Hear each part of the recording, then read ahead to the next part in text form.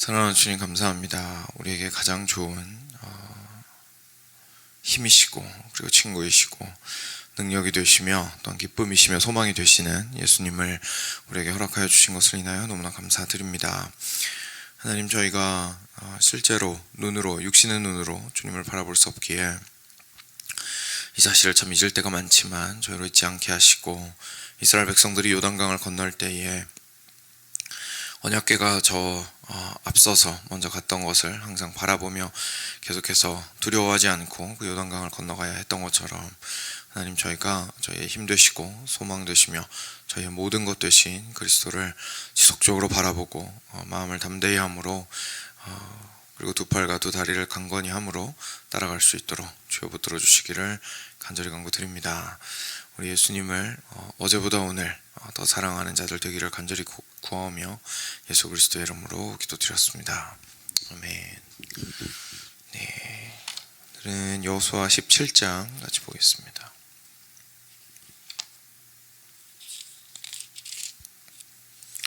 (1절부터) 13절입니다. 여호수아 17장 1절부터 13절 같이 교독하겠습니다. 제가 먼저 한 절 읽겠습니다.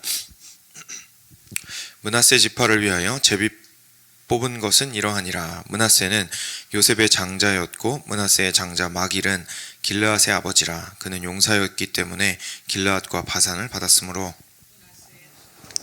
위하여 그들의 가족대로 제비를 뽑았는데, 그들은 곧 아비에셀의 자손과 헬렉의 자손과 아스리엘의 자손과 세겜의 자손과 헤벨의 자손과 스미다의 자손이니, 그들의 가족대로 요셉의 아들 므낫세의 남자 자손들이며, 헤벨의 아들 길르앗의 손자 마길의 증손 므낫세의 현손 슬로브앗의 슬로브앗은 아들이 없고 딸뿐이요, 그 딸들의 이름은 말라와 노아와 호글라와 밀가와 디르사라. 들이 제사장 엘르아살과 눈의 아들 여호수아와 지도자들 앞에 나와서 말하기를, 여호와께서 모세에게 명령하사 우리 형제 중에서 우리에게 기업을 주라 하셨다 하며, 여호와의 명령을 따라 그들에게 그들의 아버지 형제들 중에서 기업을 주므로 요단 동쪽 길르앗과 바산 외에 므낫세에게 10깃이 돌아갔으니, 므낫세의 여자 자손들이 그의 남자 자손들 중에서 기업을 받은 까닭이었으며, 길르앗 땅은 므낫세의 남은 자손들에게 속하였더라.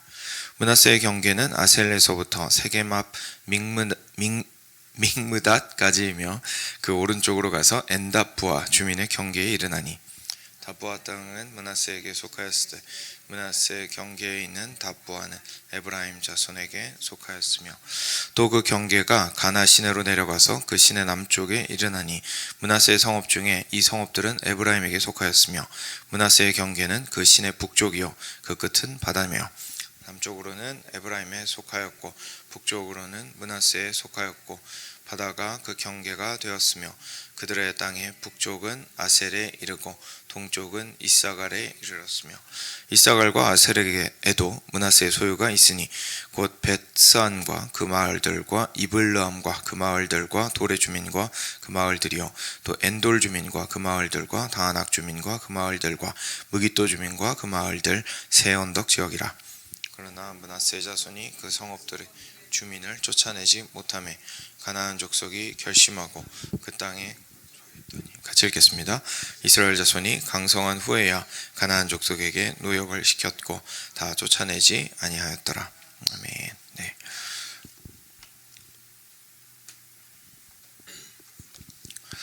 네, 오늘은 므낫세 지파의 기업에 대한 이야기입니다. 처음에 보시면 므낫세 지파를 위하여 제비 뽑은 것은 이러하니라 라고 하면서 이제 얘기를 하는데요. 이제 다 기억하시겠지만 므낫세는 요셉의 장자입니다. 장자인데, 므낫세의 장자 마길은 므낫세 지파 중에서 지금 제일 첫 번째 되는 마길은 길르앗과 바산을 받았습니다. 근데 이거는 이제 요단 동편 건너오기 전에 있었던 그 지역입니다. 그래서 그 므낫세 반지파라고 표현했던 거 기억하실 겁니다. 그래서 므낫세 반지파가 요단 동편에, 그리고 또 나머지는 요단 서편에 이렇게 있게 되었는데, 요단 동편 얘기는 맨 처음에 이거 지파 나눌 때 했습니다. 그렇죠? 그래서 갈렙이 멋있게 자기 산지를 달라고 얘기했던 그 앞부분에 먼저 므낫세 반지파를 포함해서 다른 그 두 지파의 나머지 두 지파의 요단 동편은 이미 얘기를 했고요. 이제 지금 얘기하는 건 요단 서편입니다. 그래서 1절이 얘기하는 건 요단 동편을 다시 한번 짚어주는 거고요. 이제 2절에 근데 이제 남은 사람들이 있잖아요. 므낫세. 그래서 므낫세의 남은 자손들이 있었는데 이 사람들을 위해서 이제 요단 서편에서 제비를 뽑은 겁니다. 근데 그때에 거기 있었던 사람들이 아비에셀의 자손, 헬렉의 자손, 아스리엘의 자손, 세겜의 자손 이렇게 되었었습니다. 그리고 헤벨도 있고요. 그리고 스미다도 있습니다. 이렇게 있었는데 이 중에서 문제가 이제 있었던 것은 바로 헤벨이었습니다. 그래서 총 방금 읽었던 이름이 6명이잖아요. 그래서 6명 중에 5명은 지금 분깃을 받은 거고 1명 헤벨이 지금 문제가 생겼는데 3절에 보시면 헤벨의 아들 길르앗의 손자 마길의 증손 므낫세의 현손 슬로브앗이 있었는데 이 슬로브앗은 아들이 없었고 딸밖에 없었기 때문이었습니다. 그래서 기존에 이제 하나님께서 말씀하신 것은 아들을 통해서 장자를 통해서 그 기업이 계속 이어지도록 하셨었거든요. 그러니까 므낫세 안에 포함된 그 가족 중에서 두 가족은 요단강 동편에 있고 이제 나머지 6가족이 지금 서편에 자리를 잡아야 되는데 그 중에 5가족은 자리가 있고 한 가족은 지금 가진 땅을 다 뺏기게 생긴 거죠. 그게 그냥 므낫세 지파 자체에 소속이 안 되고 다른 지파한테로 넘어가든지, 그죠? 이런 일이 발생을 하게 됐습니다. 그런데 오늘 이 말씀에는 이제 명확하게 나오진 않았는데 기억하시겠지만 민수기에 조금 상세하게 이 내용이 나오죠. 그래서 이 딸들이 여호수아에게 직접 찾아가서 좀 공정하지 못한 것 같습니다. 지금 이렇게 저희가 받을 땅을 받지 못하는 것은 문제가 있는 것 같습니다. 그래서 그 아들이 없다고 해서 그 조상들의 땅을 빼앗기는 것은 말이 되지 않기 때문에 선처를 해주십시오. 이제라고 얘기를 하니까 이제 그것들을 그래 너희들이 맞다라고 하면서 딸들에게 그 분깃을 나누어 준 것을 아마 기억하실 겁니다.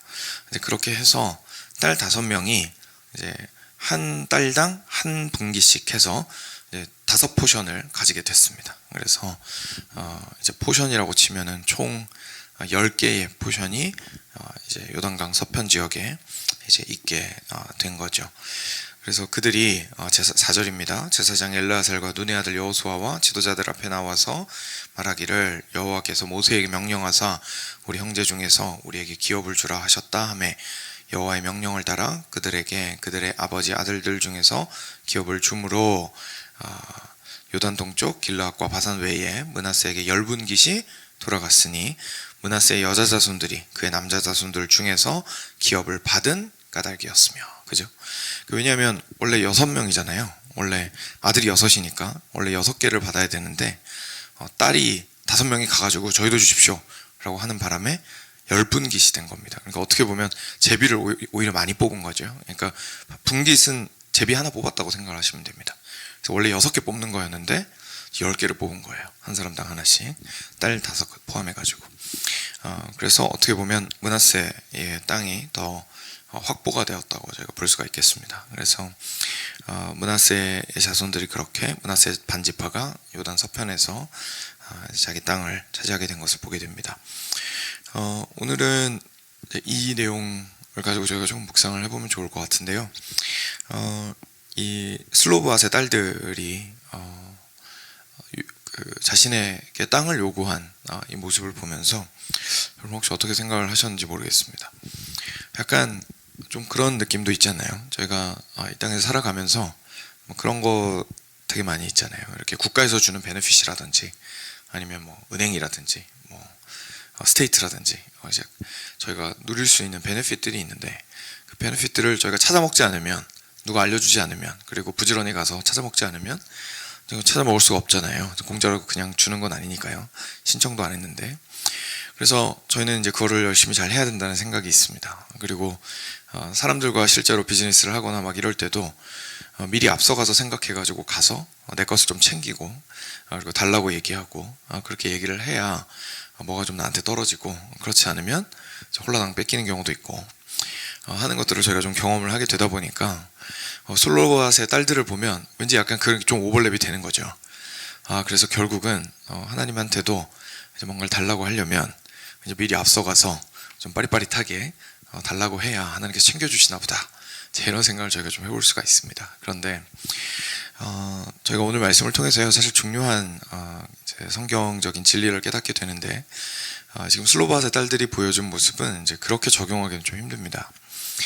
슬로보앗의 딸들이 물론 지혜로워서 그냥 이제 자기들의 땅이 빼앗기게 가만히 있지 않았다는 것, 그거는 맞습니다. 그거는 맞는데, 근데 슬로보앗의 딸들이 모세와 여호수아에게 가서 처음에 자기들의 땅을 그 조상의 땅을 빼앗기지 않으려고 얘기를 했던 것은요, 우리가 보통 생각하는 것처럼 불공평함에 대한 불만이 아니었습니다. 불공평함, 다시 말해서 불공평하다, 우리가 불공평해요 라고 얘기를 하는 상황은 아니었습니다. 무슨 말이냐면, 저희가 보통 불공평해요 라고 얘기를 하는 건 기준이 다른 사람한테 있습니다. 그렇죠? 그러니까 다른 사람이랑 비교해서 왜 쟤는 많이 받고 전 조금 받습니까? 불공평합니다. 그러니까 공평이라는 표현 자체가 보여주는 것처럼 공평하려면 다 똑같이 나눠주셔야죠. 근데 왜 우리 가족만 안 나눠주십니까? 하면서 불공평함에 대해서 토로를 할 수가 있을 겁니다. 그리고 실제로 우리는 불공평함에 관심이 많습니다. 그래서 불공평함에 관심이 많기 때문에 어떤 모습을 보이냐면, 내가 손해를 보는 것은 견디지 못하는데, 왜냐하면 나한테 불공평한 거니까요. 근데 다른 연약한 사람이 힘들어하고 있는 것에 대해서는 사실 나랑은 상관이 별로 없기 때문에 그렇게 크게 관여하지 않으려고 하는 성향이 생기게 되죠. 그래서 저희는 불공평함에 대해서 주로 생각을 해서 주변 사람들과 자기 자신을 끊임없이 비교하면서 어떻게든 적어도 평균치는 좀 맞춰보려고 하는 것이 우리들이 살아갈 때 가지는 태도들입니다. 그런데 실제 슬로보앗의 5딸이 와서 담대하게 모세와 여호수아에게 땅을 요구했던 것은 불공평함이 아니라 불공정함에 대한 불만이었습니다. 하나님께서 공의로우시잖아요. 하나님은 모든 것들을 선하게 하시잖아요. 그래서 저희가 지금까지 주님을 사랑하고 따르는 마음으로 여기까지 왔는데, 그리고 하나님은 항상 선하게 공의롭게 인도하셨는데, 그 공의로우심이 이번에는 저희가 좀 보기가 힘듭니다 라고 하면서 나온 겁니다. 하나님께서 우리 가족한테 주시겠다고 한 땅이 단지 우리가 딸이라는 이유만으로, 왜냐하면 아들인지 땅인지 정하시는 분은 누굽니까? 하나님이시잖아요. 그럼 우리가 못 정하잖아요. 우리가 한 게 없잖아요.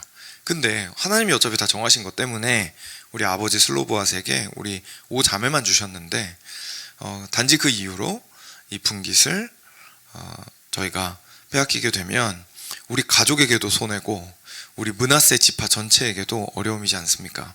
하나님의 그 공의로우심을 따라서 행해 주시기를 저희가 요청드립니다 라고 사실 간구를 한 것입니다. 그러면 저희가 이제 궁금할 수 있겠죠. 목사님, 공평한 거랑 공의로운 거랑 뭐가 그렇게 다릅니까?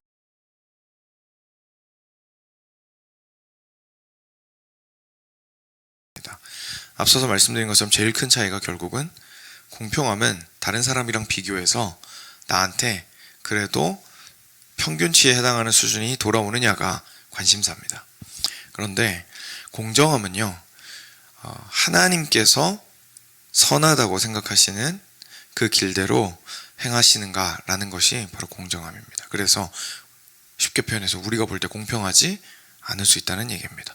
우리가 생각했을 때는 높낮이가 있고요, 우리가 생각했을 때는 많고 적음이 있고, 우리가 생각했을 때는 왜 내가 손해봐야 되느냐 싶을 때가 있고, 공평하지 않다고 말할 수 있을 때가 있는 겁니다. 그런데 그럼에도 불구하고 여전히 하나님은 공의로우셔서 당신의 공의로 모든 것들을 다스리고 계신다 라는 것을 저희가 믿는 믿음을 가질 수가 있습니다. 슬로보앗의 딸들은 그 공의로움에 호소를 한 겁니다. 하나님, 공평하게 해주세요. 우리 억울해요. 이게 아닌 거죠. 이게 아니라 하나님, 우리 손해보기 싫어요. 이게 아니라 하나님께서 선하게 다스리신다면 우리가 그냥 이렇게 흘러가게 두시는 것은 좀 아닌 것 같습니다. 하나님의 선하심으로 다시 한번 생각해 주십시오 라고 하나님의 공의로움에 나아가서 이야기한 것이죠. 그래서 사랑하는 여러분, 저희가 살아가면서요, 사실 공의로움의 편에 서게 되면, 하나님의 공의에 호소하게 되면 실제로 불공평을 마주해야 될 때가 많이 있습니다. 내가 손해봐야 될 때가 있다는 얘기입니다. 쉽게 말해서. 그런데 하나님의 공의로움으로 우리가 돌이키기를 하나님은 요청하십니다. 그것이 너희는 먼저 그의 나라와 그의 의를 구하라고 말씀하신 것이기도 하고요. 주기도문 맨 처음에 계속해서 예수님께서 우리한테 가장 먼저 기도할 것은 하나님의 나라가 우리 가운데 임하고 하나님의 뜻이 온전히 하늘에서 이루어진 것처럼 이 땅 가운데서도 이루어지기를 기도해야 한다고 가르치셨던 그 모든 것들이 결국은 하나님 저 억울해요. 하나님 옆 사람이랑 비교해서 왜 저만 이래요? 라고 얘기하는 것이 아니라 하나님 당신의 선하심과 공의로우심을 따라서 나의 삶 가운데서 일하시기를 원합니다. 라고 구하라는 의미로 그렇게 가르치신 겁니다. 그래서 이 아침 우리가 우리의 삶을 좀 돌이켜보고 무엇보다 우리의 마음을 좀 살펴보았으면 좋겠습니다. 과연 나는 불공평함에 예민한가 아니면 불공정함에 예민한가?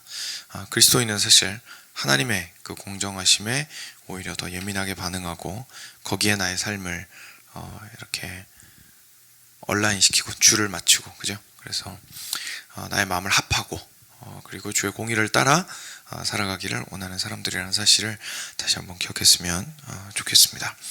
네, 같이 함께 기도하겠습니다.